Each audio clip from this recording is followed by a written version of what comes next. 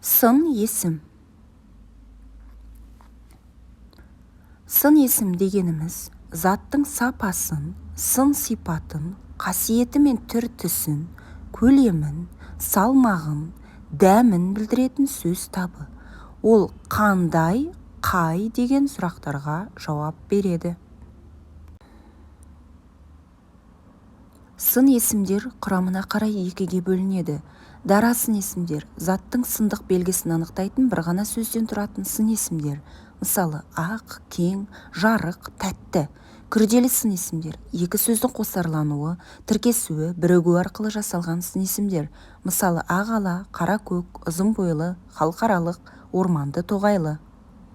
Сын есімдер тұлғасына қарай негізгі және туынды сын есім деп бөлінеді. Негізгі сын есім бөлшектеуге келмейтін түбір сын есімдер. Мысалы, жақсы, әсем, асыл, ақ, сұлу. Туынды сын есімдер түбірге жұрнақ жалғану арқылы жасалатын сын есімдер. Мысалы, арыстандай, сулы, тершең, сергек.